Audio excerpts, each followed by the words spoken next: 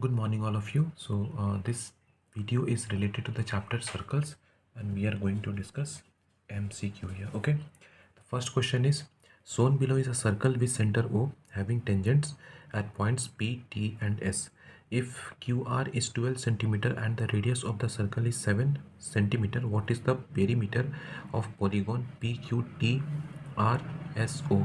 Okay, so basically यहाँ पर तीन टेंजेंट है. ये पहला टेंजेंट जो P से पास कर रहा है, दूसरा टेंजेंट जो ये टी से पास कर रहा है और तीसरा टेंजेंट जो ये एस से पास कर रहा है. ठीक है, इस क्वेश्चन में सर्कल का रेडियस 7 सेंटीमीटर है, ये 7 सेंटीमीटर है, तो ये भी हो जाएगा 7 सेंटीमीटर. आगे बोला जा रहा है क्यू आर जो कि 12 सेंटीमीटर लॉन्ग है. क्यू आर ये वाला जो लेंथ है ये 12 सेंटीमीटर है. ठीक है, अब कौन से पॉलीगॉन के बारे में हम लोग को बात करनी है, तो perimeter of polygon P Q T R S O, मतलब ये जो पॉलीगॉन दिखाई पड़ रहा है ना, इसके बारे में बात करनी है. देखो तो ये वाला लेंथ और ये वाला लेंथ दोनों बराबर होगा, और इधर से ये वाला लेंथ और ये वाला लेंथ दोनों बराबर होगा. इसका मतलब है P Q plus S R ये 12 सेंटीमीटर के बराबर है. तो ये लेंथ हम लोगों को पता है 12, this plus this is also 12, तो पहले 12 हो गया क्यू आर, और ये दोनों लेंथ जो कि इसके और इसके पार्ट के बराबर है तो ये भी 12 होगा, और 7 प्लस 7 7 प्लस 7 रेडियस ले लिए दोनों रेडियाई. ठीक है, अब प्लस कर लेते हैं सबको, तो 12 प्लस 12 24 हो गया, प्लस 7 प्लस 7 14 हो गया, तो 4 प्लस 4 8, 2 और 1 3, तो पेरीमीटर कितना निकल गया 38 सेंटीमीटर. तो ऑप्शन नंबर सी इसका करेक्ट ऑप्शन हो गया. नेक्स्ट क्वेश्चन बोला जा रहा है in the given figure P T is a tangent at T to the circle with centre O. If angle T P O is 25 degree then x is equal to what. देखो ये 25 degree दिखाई पड़ रहा है और x यहाँ पर है.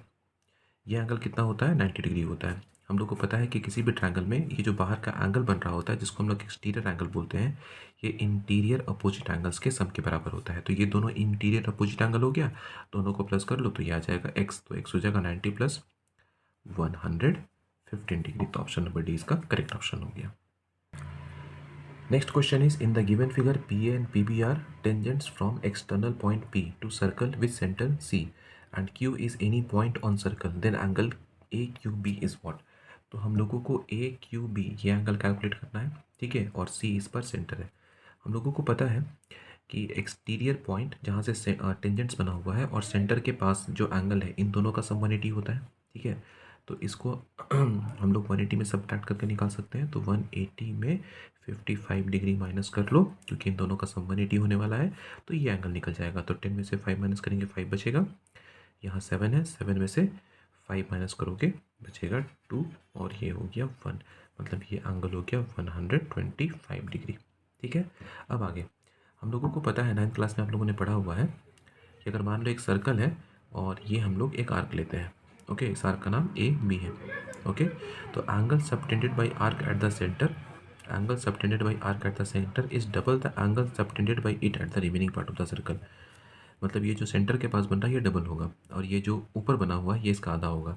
तो वैसे ही कुछ यहाँ दिखाई पड़ रहा है. ए बी एक आर्क है, इस आर्क के थ्रू सेंटर सी पर एक एंगल बना हुआ है 125 डिग्री का, और इसी आर्क के थ्रू रिमेनिंग पार्ट ये हो गया, इस पे एक एंगल बना हुआ है जो कि एंगल ए क्यू बी है. तो ये एंगल हम लोग को बताना है कितना होगा. क्या करना होगा, इसे 2 से डिवाइड कर लो, 125 डिग्री बाई 2, तो 2 से कट जाएगा, 2 6 जा 12, 2 2 जा 4, डेसिमल लगा दो, 2 5 जा 10, तो ये एंगल हो गया 62.5 डिग्री. आंसर होगा option number A. Next question में बोला जा रहा है in the given figure O is the centre of the circle, P Q is a chord. P Q यहाँ पे एक कॉर्ड है, and P Q is a chord and tangent P R at P makes an angle 50 degree with P Q, then angle P O Q is equal to what. P O Q ये angle हम लोग को बताना है. Okay, अब देखो ध्यान से, ये टेंजेंट है, ये रेडियस है, दोनों के बीच में एंगल बनता है 90 डिग्री. नीचे वाला पार्ट 50 डिग्री है, माइनस कर लोगे तो ये एंगल निकल गया जो कि निकला 40 डिग्री. क्योंकि ये आइसोसेलेस ट्रायंगल है, ये साइड और ये साइड बराबर है, रेडियाई है, तो ये 40 डिग्री, तो ये भी कितना हो जाएगा 40 डिग्री. तो 40 40 80 हो गया. ट्रायंगल का यूज़ करो एंगल सम प्रॉपर्टी का, और ये एंगल निकाल लो, ये हो जाएगा 100 degree. Option number A. Next question बोला जा रहा है in the given figure from an external point P two tangents P Q and P R drawn to a circle of radius 4 centimetre. इस क्वेश्चन में इस सर्कल का radius 4 centimetre है. Okay, and angle Q P R equals to 90 degree, ये angle 90 degree है. ठीक है, the length of P Q का लेंथ बताना है.